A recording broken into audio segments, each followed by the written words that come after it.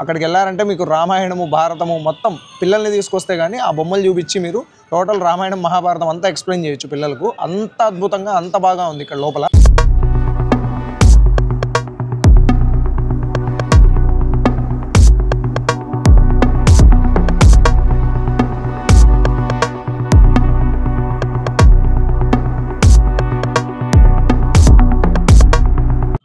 ఓం నమ శివాయ. Welcome back to my channel Karthik Telugu traveller. మీరు కాశీకి వచ్చినప్పుడు ఎన్ని టెంపుల్స్ విజిట్ చేసినా కూడా తప్పకుండా మిస్ అవ్వకుండా విజిట్ చేయాల్సిన టెంపుల్స్లో నాకు తెలిసి టాప్ 5లో ఉంటుంది టెంపుల్. సాక్షాత్తు రామచరితమానస్ రాసిన తులసీదాసు ఈ ప్లేస్లోనే కూర్చొని తులసీదాస్ గారు ఆ గ్రంథాన్ని రచించినారంట. ఈ తులసీదాసు గారికి గుర్తుగా తులసి మందిర్ అని చెప్పి కట్టారు. టెంపుల్ అయితే అద్భుతంగా ఉంది. వీడియో ఎండ్ వరకు చూడండి, మీకే తెలుస్తుంది. ఇంత దూరం ఇక్కడికి వచ్చి చూడలేని వాళ్ళు ఎవరైనా ఉన్నా కూడా వాళ్ళ కోసం అని చెప్పి టోటల్గా కళ్ళకు కట్టినట్టుగా చూపించాను. సో మీరు వీడియో ఎండ్ వరకు స్కిప్ చేయకుండా చూడండి. వీడియో కొద్దిగా లెంతీ ఉంటే ఉండొచ్చు, మేబీ నాకు తెలిసి. లెంతీ అయినా కూడా ఓపికగా చూడండి. చాలా అంటే చాలా బాగుంది లోపల. లోపలికి వెళ్ళిన తర్వాత జస్ట్ ఒక 10 రూపీస్ టికెట్ తీసుకొని లోపల ఒక చిన్న ఎగ్జిబిషన్ లాగా ఉంది, చిన్న బొమ్మలది. అక్కడికి వెళ్ళారంటే మీకు రామాయణము భారతము మొత్తం పిల్లల్ని తీసుకొస్తే కానీ ఆ బొమ్మలు చూపించి మీరు టోటల్ రామాయణం మహాభారతం అంతా ఎక్స్ప్లెయిన్ చేయొచ్చు పిల్లలకు. అంత అద్భుతంగా అంత బాగా ఉంది ఇక్కడ లోపల. అది మాత్రం మిస్ అవ్వకండి. సో ఇంకోటి ఏంటంటే ఇక్కడ లోపలికి వెళ్ళడానికి ఎంట్రీ ఏం లేదు, బట్ పైన ఫస్ట్ ఫ్లోర్లో మాత్రం ఒక 10 రూపీస్ టికెట్ తీసుకుని లోపలికి పంపిస్తారు. ఎగ్జిబిషన్ లాగా ఉంది. 10 మంది ఉంటే 10 మందికి 10 రూపాయలు పెట్టి 100 రూపీస్ ఇచ్చి లోపలికి వెళ్ళినా కూడా అది ఖచ్చితంగా వర్తీనే. సో ఈ వీడియో ఎండ్ వరకు స్కిప్ చేయకుండా చూడండి. ఈ వీడియో మీకు నచ్చితే తప్పకుండా లైక్ చేసి మీ ఫ్రెండ్స్ అందరికీ కూడా షేర్ చేయండి. ఈ వీడియో మీద మీ ఒపీనియన్స్ ఏమైనా ఉంటే తప్పకుండా కమెంట్ సెక్షన్లో కమెంట్ చేయండి. సో వీడియోలోకి వెళ్ళిపోదాం.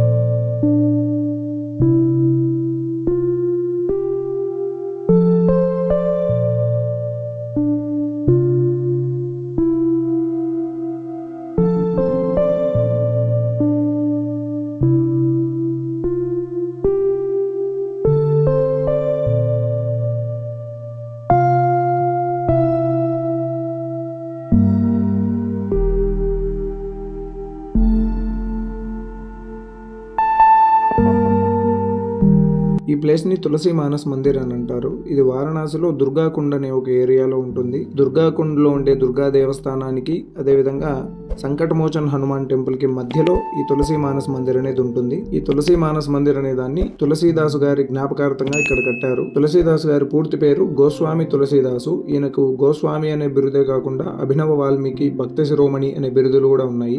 ఇతను హిందీ లాంగ్వేజ్ కి చెందిన కవి అయినా కూడా ఇతని పేరు వినని తెలుగు వాళ్ళు చాలా తక్కువ మంది ఉంటారు. ఇతను 1532వ సంవత్సరంలో 1532లో ఉత్తరప్రదేశ్లోని బాండా అనే జిల్లాలో, ప్రజెంట్ అయితే ఈ డిస్టిక్ ని చిత్రకూట్ డిస్టిక్ గా మార్చారు. ఈ చిత్రకూట్ డిస్టిక్ లో రాజ్పూర్ అనే గ్రామంలో ఆత్మారాం దుబే, హుల్సీదేవి అనే 2 భార్యాభర్తలకు ఇతను జన్మించాడు.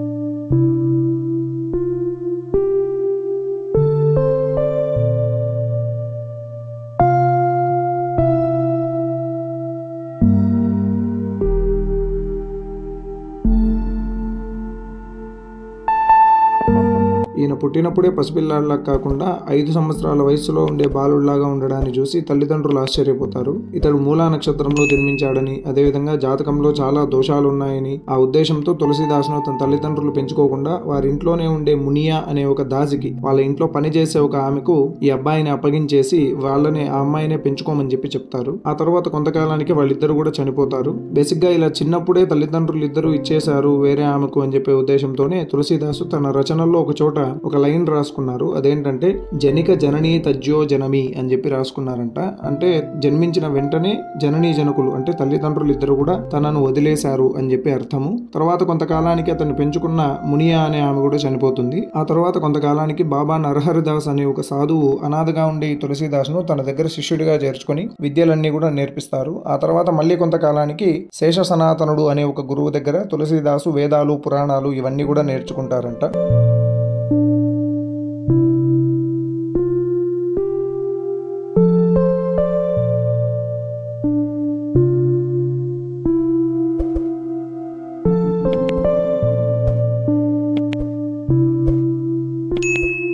కొంతకాలానికి ఇతడు రత్నావళి అని చెప్పి ఒక అమ్మాయిని వివాహం చేసుకుంటారు. తన భార్యను ఎంతో ప్రేమగా చూసుకుంటూ ఒక్కరోజు కూడా తన భార్యను చూడకుండా ఉండలేకపోయేవాడు ఈ తులసీదాసు. ఒకరోజు తాను ఇంటి దగ్గర లేని సమయంలో రత్నావళి వాళ్ళ పుట్టింటికి వెళ్తుంది. తాను ఇంటికి వచ్చేసరికి తన భార్య పుట్టింటికి వెళ్ళిందనే విషయాన్ని తెలుసుకుని భార్యను చూడకుండా ఉండలేక తాను కూడా వారి పుట్టింటికి ప్రయాణం అవుతాడు.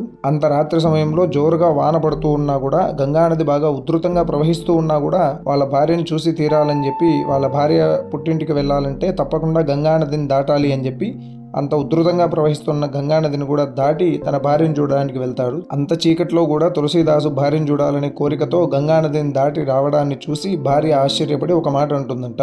ఆ రోజు తన భార్య ఏదైతే మాట అనిందో ఆ మాటే తన జీవితాన్ని మొత్తాన్ని కూడా మార్చేస్తుంది. ఆమె ఏమంటుందంటే, అస్థి చర్మ మయదేహ మనుతామే జైసై ప్రీతి తైసిజో శ్రీరామ మహ హోతవతౌ భవతి అని చెప్పి అంటుందంట. అంటే కేవలం అస్థి చర్మాలతో ఉన్న నా శరీరం మీదే నీకింత ప్రేమ అనురాగము ఉంటే, ఈ ప్రేమ అనురాగాన్ని శ్రీరాముని మీద నీవు పెడితే నీ జీవితం ధన్యమై ఉండేది కదా అని చెప్పి రత్నావళి తులసీదాసుకు చెప్తుందంట. ఆ మాట వినగానే తులసీదాసు ఒక్కసారిగా ఆలోచన చేసి అప్పటి నుండి అన్నిటి మీద వ్యామోహాలు వదిలేసి శ్రీరాముని భక్తిలో మునిగిపోతాడు.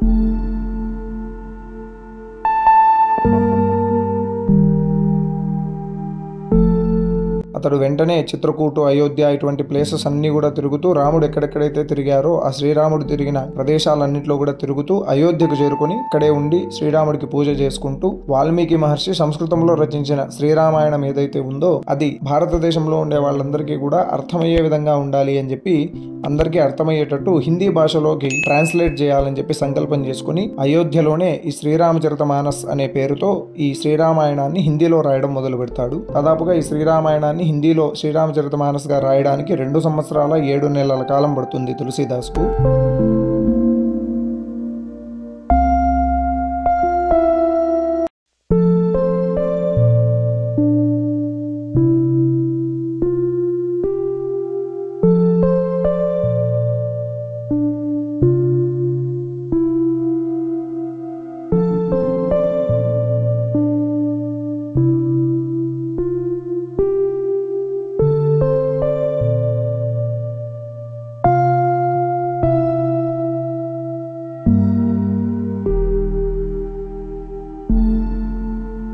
అయోధ్యలో మొదలుపెట్టినా కూడా తర్వాత కొంతకాలానికి వారణాసిలో ఉండే అస్సీ ఘాట్కు దగ్గరలో, ఇప్పుడు మీరు ఏదైతే ఈ ప్లేస్ చూస్తూ ఉన్నారో ఈ ప్లేస్కే వచ్చి ఈ తులసీదాసు ఈ రామచరితమానస్ని పూర్తి చేశారు అని చెప్పి ఇక్కడ చరిత్ర ద్వారా మనం తెలుసుకోవచ్చు. ఆ రామచరితమానస్ని అంతా కూడా పూర్తి చేసి చివరి వరకు కూడా వారణాసిలోనే తన జీవితాన్నంతా కూడా గడిపి, ఈ రామచరితమానస్సే కాకుండా ఇంకా 24 రచనలు, ఈ హనుమాన్ చాలీసా లాంటి 24 రచనలన్నీ కూడా తాను రచించి చివరకు 1623 సంవత్సరంలో ఈ వారణాసిలోనే తన శరీరాన్ని వదిలేస్తాడు. ఇతని పేరుతో వారణాసిలో తులసి ఘాట్ అనే ఘాట్ కూడా ఇక్కడ ఉంది.